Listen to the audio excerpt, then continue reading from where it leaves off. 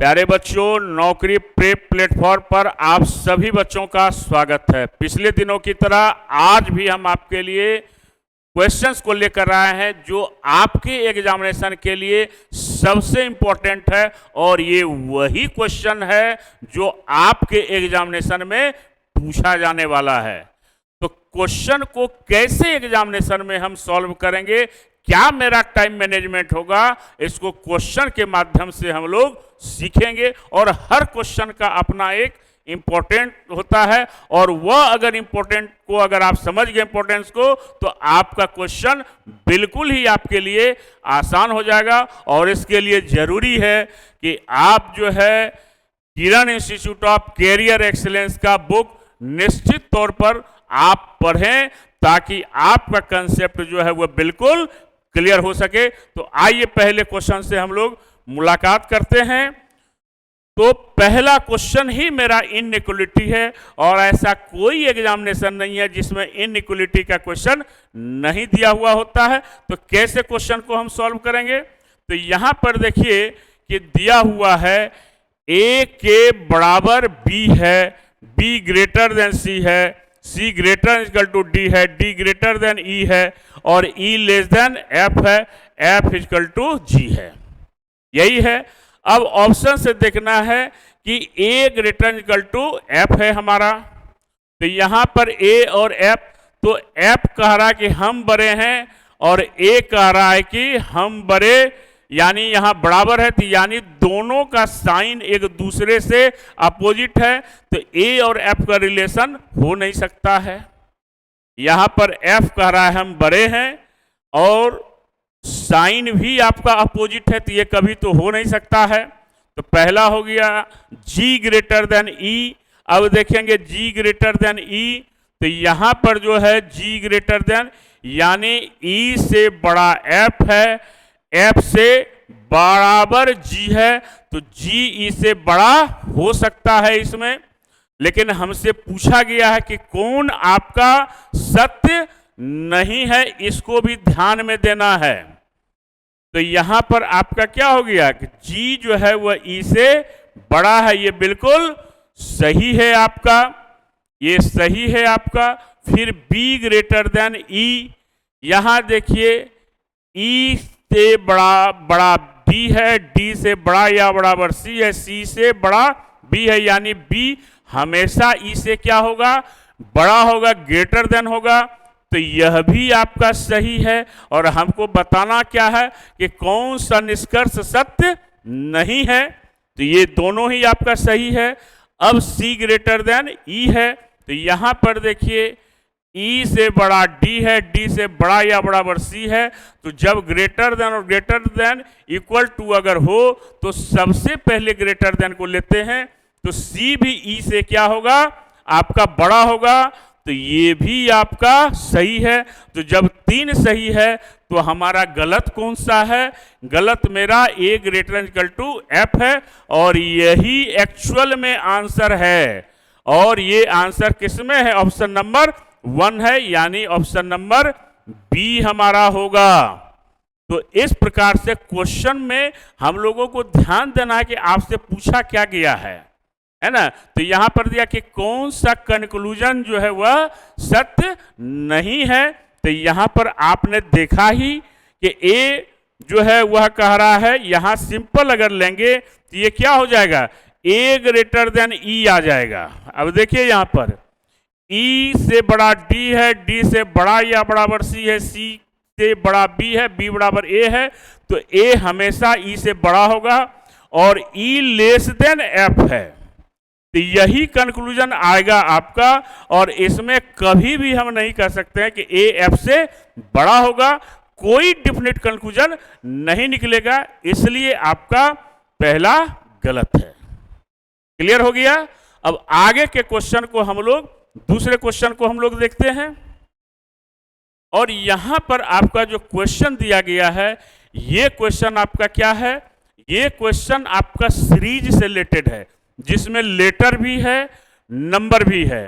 तो आपको ऐसे क्वेश्चन को सॉल्व करने के लिए आपको लेटर का पोजीशन याद रखना होगा, और नंबर सीक्वेंस को भी याद रखना होगा कि वह आगे की ओर है या आपका पीछे की ओर हो रहा है, इंक्रीजिंग ऑर्डर में है या डिक्रीजिंग ऑर्डर में है। तो यहां पर देखिए कि 22 में कितना माइनस करेंगे कि आपका 16 होगा। पी का कितना होता है? पी का 16 होता है, भी का 22 होता है। तो 16 4 20 2 22, यानी भी में पी को कितना माइनस है आपका? -6 है। और 16 में 6 माइनस करेंगे तो जे 10 होगा। और 10 में फिर आपका 6 माइनस करेंगे तो हमारा क्या होगा? 4 होगा। क्लियर है? कोई कंफ्यूजन इसमें? यानी 22 में 6 माइनस हुआ 16 हुआ, यानी 22 में -6 करेंगे 16 होगा, 16 में 6 माइनस करेंगे 10 होगा, 10 में 6 माइनस करेंगे 4 होगा। अब अगला जो मेरा है वो क्या है? आपका नंबर है।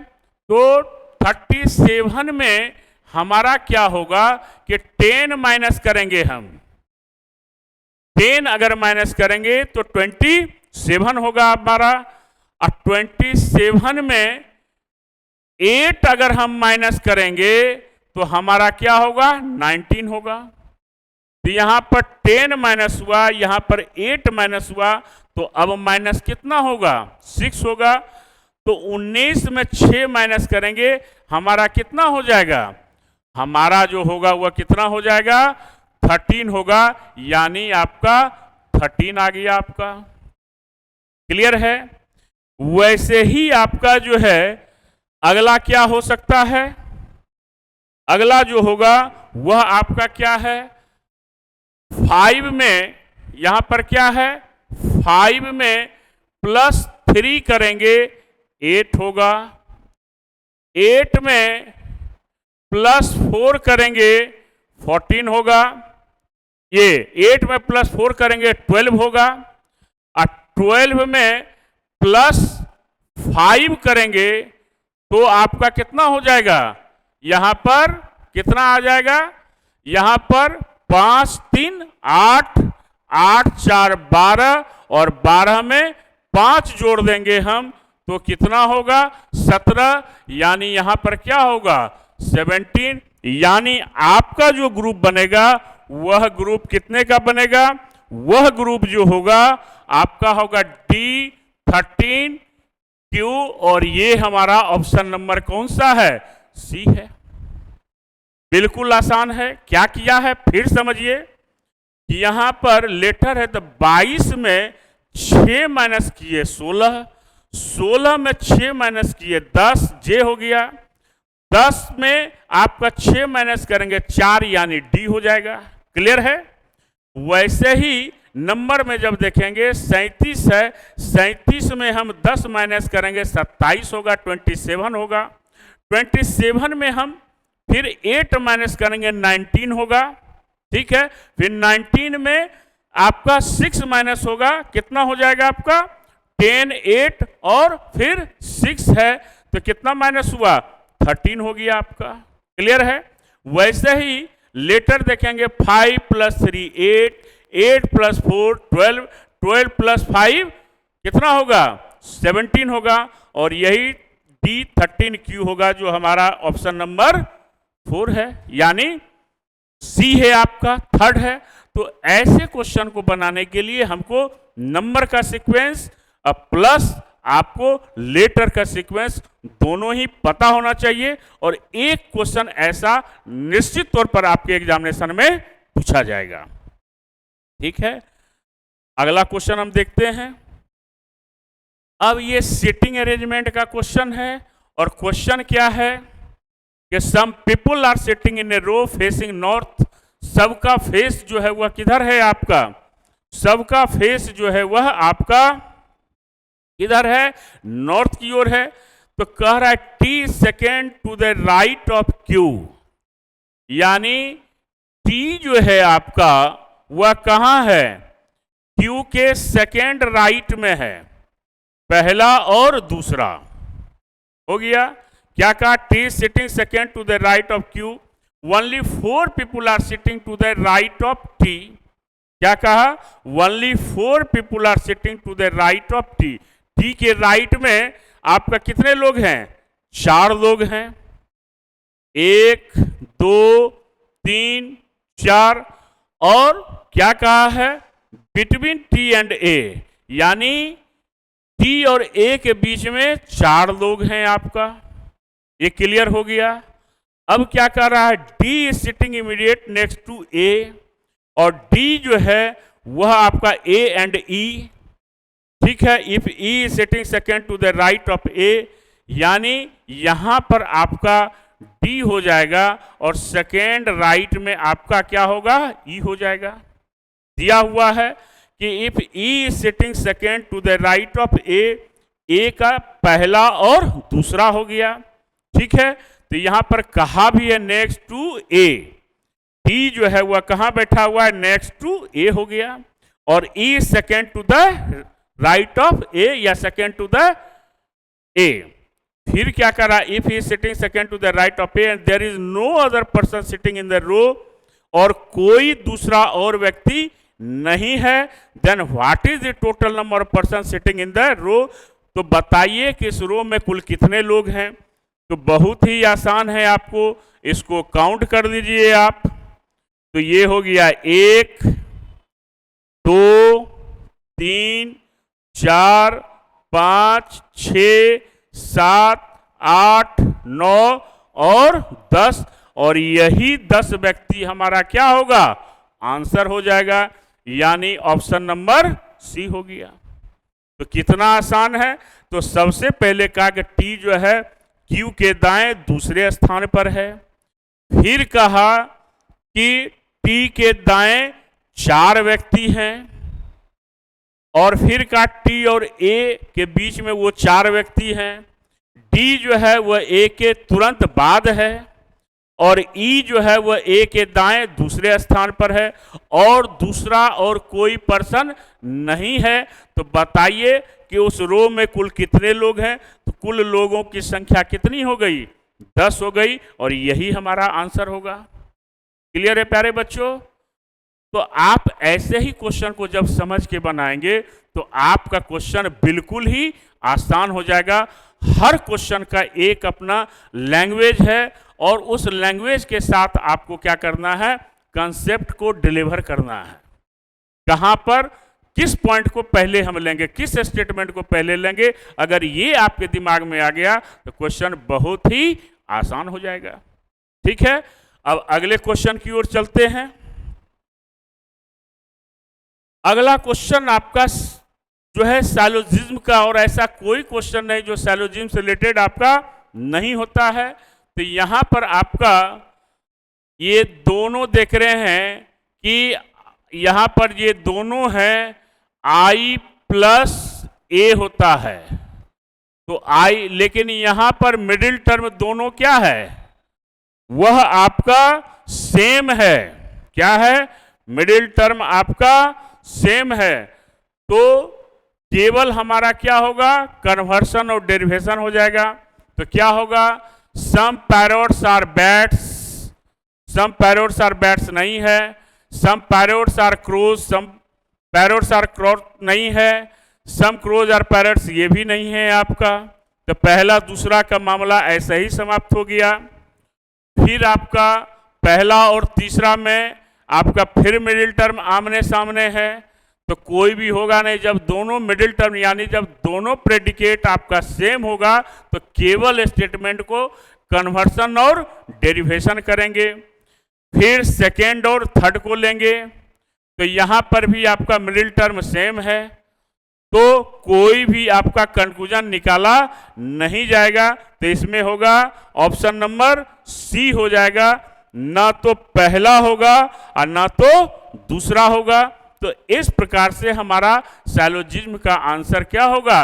नाइदर फर्स्ट नॉर सेकेंड, क्योंकि किसी भी स्टेटमेंट के साथ कोई कंक्लूजन नहीं आएगा। और सैलोजिज्म का रूल है कि पहले स्टेटमेंट का प्रेडिकेट जो होता है वह दूसरे स्टेटमेंट का सब्जेक्ट होता है। जब तक इस फॉर्म में ना हो सैलोजिज्म आपका नहीं हो सकता है। इसलिए यहाँ पर ऐसा कोई भी नहीं है जो उस फॉर्म में हो और किसी भी स्टेटमेंट के साथ कोई कंक्लूजन नहीं आएगा, है ना। इसलिए नाइदर फर्स्ट नॉट सेकेंड। तो साइलोजिज्म हमेशा आपको लॉजिकली ही बनाना चाहिए, क्योंकि सबसे ऑथेंटिक मेथड है और समय की भी बचत होती है, बशर्ते कि आपका कंसेप्ट जो है वह क्या होना चाहिए, क्लियर होना चाहिए। क्लियर है। अब आगे हम लोग चलते हैं। नेक्स्ट क्वेश्चन क्या है आपका? नेक्स्ट क्वेश्चन आपका स्टेटमेंट और कंक्लूजन का है, जो लॉजिकल है। लॉजिक से भी एक क्वेश्चन आता है।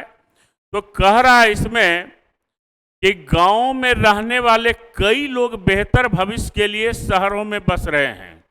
बहुत सारे लोग जो गांव में रहते हैं, उनकी ये आकांक्षाएं होती है, उनकी इच्छा होती है कि हम भी शहर में बसें, हमारे परिवार शहर में रहे, हमारे बच्चे जो हैं शहर में रहकर पढ़ें लिखें और कोई अच्छा ऐसा मुकाम उनको मिले। तो पहला कहता है जो, और स्टेटमेंट क्या है, व्यक्ति के अभिव्यक्ति की वह क्या है, एक चेतना है। अभिव्यक्ति जो है, जो हमारे मन में विचार होता है, विचार की अभिव्यक्ति जो होती है वही कथन कहलाता है। और उसी के आधार पर अनुमान करते हुए अगर उसमें फैक्ट्स है तो उसको हम क्या कहते हैं, निष्कर्ष कहते हैं, कंक्लूजन कहते हैं। तो यहाँ पर पहला दिया है कि सरकारी अफसरों का गांव में अनिवार्य नियुक्ति होनी चाहिए। इस कंक्लूजन का इस स्टेटमेंट से कोई रिलेशन नहीं है कि गांव में रहने वाले लोगों के भविष्य में, ये बेहतर भविष्य के लिए शहरों में बस रहे हैं, तब इसके लिए किसी अफसर की नियुक्ति हो, ये पॉसिबल नहीं है और ये अनिवार्य हो भी नहीं सकता। प्रैक्टिकली भी ये संभव नहीं है ना, और उससे कोई फायदा होने वाला भी नहीं है। तो पहला तो ऐसा ही कट गया। शहरी और गांव के मध्य परिवहन सेवा में वृद्धि होनी चाहिए। हमारा परिवहन से रिलेटेड भी स्टेटमेंट में नहीं कहा गया है। और कथन और निष्कर्ष में हमेशा इस बात को ध्यान में रखेंगे कि कथन के आधार पर ही हम क्या करेंगे, निष्कर्ष को लेंगे। जब तक दोनों का रिलेशन एक दूसरे से नहीं जुड़ेगा, हम किसी निष्कर्ष तक नहीं पहुंच सकते। तो परिवहन की चर्चा भी कथन में नहीं की गई है, न शहर और गांव के दूरी के विषय में कोई चर्चा है। तो यहाँ पर दूसरा भी आपका नहीं होगा। तो यहाँ पर क्या हो जाएगा, नाइदर 1 नॉर 2, यानी ऑप्शन नंबर बी हो जाएगा। तो इस प्रकार से लॉजिक के क्वेश्चन को बनाने के लिए, लॉजिकल क्वेश्चन को बनाने के लिए आपका प्रैक्टिकल अप्रोच होना चाहिए। अगर प्रैक्टिकली आप किसी चीज को एनालिसिस करते हैं तो आपसे आंसर खुद ही आपका आ जाएगा। और इसके लिए जरूरी है कि आपकी भाषा पर आपकी पकड़ होनी चाहिए। क्लियर है। तो इस प्रकार से आज भी हमने आपको जो क्वेश्चंस बताए हैं, वो क्वेश्चन आपके एग्जामिनेशन के लिए सबसे इम्पोर्टेंट है। और आप लोग ऐसे ही क्वेश्चन को देखते रहें, बनाते रहें और नौकरी प्रेप को आप लाइक भी करें और शेयर भी करें और अपने मित्रों के बीच में भी बताएं। और फिर जब आपकी संख्या बढ़ने लगेगी, आप ज़्यादा इंटरेस्ट लेने लगे, तो फिर हम बहुत सारे अच्छे अच्छे कोर्स को लेकर पूरे रीजनिंग के क्लास को भी हम आपके सामने रखेंगे और पूरा रीजनिंग आपको पढ़ाएंगे। कोई ऐसा क्वेश्चन नहीं होगा जिसको आप सॉल्व नहीं कर सकते हैं। तो इस प्रकार से नौकरी प्रेप आपका चैनल है और आपका प्यार और स्नेह जरूरी है। और यहाँ पर आपका जो दिया गया है क्वेश्चन, उस क्वेश्चन को हम लोग सॉल्व करेंगे। तो आज के लिए इतना ही। फिर अगले क्लास में कुछ नए क्वेश्चन के साथ मुलाकात होगी। थैंक यू, धन्यवाद।